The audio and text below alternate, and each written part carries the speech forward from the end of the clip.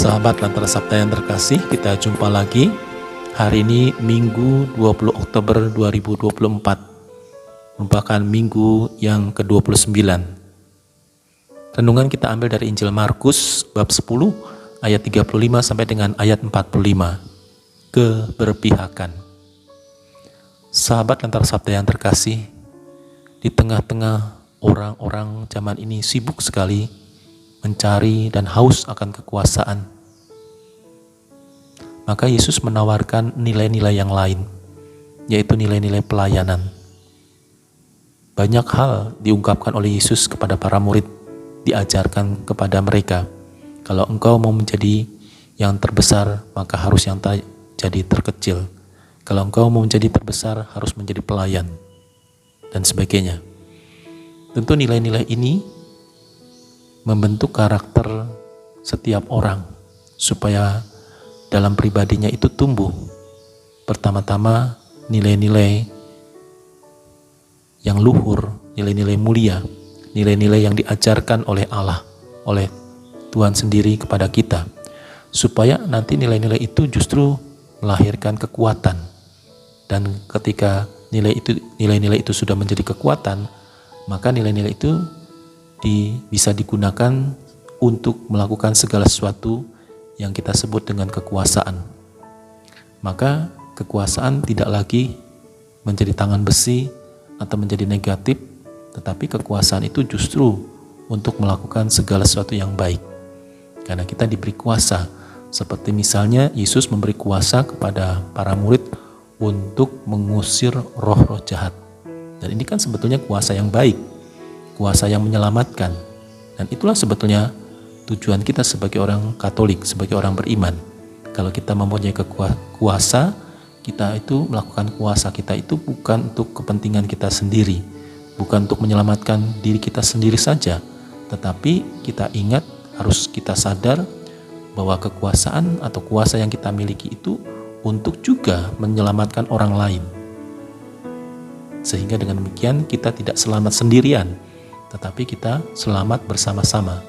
Kita ingat, kita ini adalah persekutuan, paguyuban orang beriman.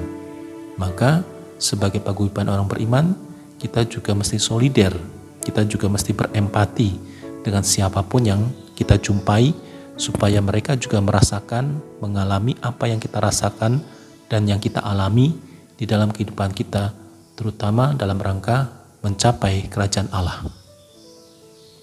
Kalau kita mampu tadi untuk merangkul, mengajak, lalu juga menyertakan orang lain ikut dalam karya keselamatan Allah, maka disitulah sebetulnya kita harus menumbuhkan sikap keberpihakan.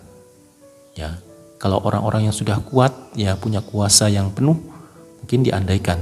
Tetapi mereka yang lemah, yang tidak berdaya, itulah alamat yang harus kita tuju. Mereka juga harus nanti akhirnya sama dengan kita, punya kuasa.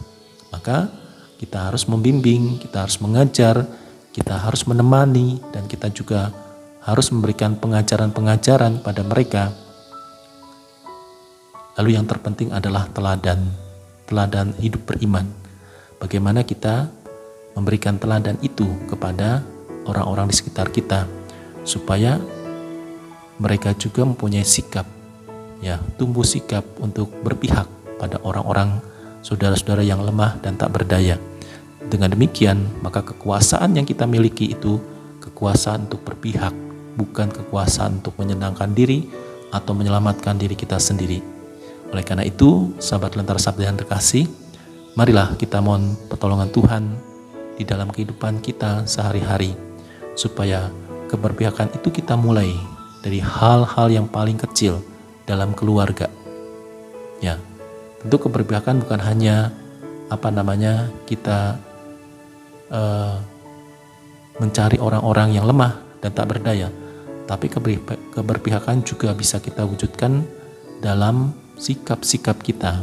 Misalnya dalam rumah tangga, kita harus bersikap adil sebagai orang tua, tidak membeda-bedakan misalnya anak yang satu dengan anak yang lain. Saya sebagai orang tua misalnya lebih menyayangi anak yang barep anak yang paling besar ketimbang anak yang tengah atau anak yang bungsu. Tetapi sikap itu harus kita hilangkan. Kita harus bertobat di situ. Kita harus berlaku adil. Artinya apa? Dengan adil, kalau kita punya 3 anak, maka kita harus adil antara anak yang satu, yang kedua, maupun yang ketiga. Dengan keadilan itulah, dengan bersikap adil itulah sebetulnya kita sudah berpihak. Ya. Jadi bukan karena kita menjumpai mereka yang tak berdaya saja, tetapi kita sudah berpihak pada mereka karena kita melakukan keadilan. Sehingga masing-masing anak itu diharapkan bisa tumbuh dengan baik, dengan sempurna, dan akhirnya menjadi sebuah paguyuban orang beriman di dalam keluarga, saling mengasihi, menghormati, karena tidak ada lagi iri hati, tidak lagi kecemburuan, tetapi melainkan mereka itu merasakan bahwa dengan keadilan yang kita terapkan, mereka itu merasa sungguh diberkati, mereka sungguh merasa mempunyai orang tua yang bisa membimbing mereka, yang bisa memberi mereka. Tentunya masih banyak lagi contoh-contoh yang bisa kita ambil di dalam kehidupan kita sebagai orang beriman di tengah-tengah hidup bersama. Oleh karena itu, marilah kita mohon pertolongan Tuhan agar kita mampu menumbuhkan sikap keberpihakan kepada orang-orang di sekitar kita. Tuhan memberkati.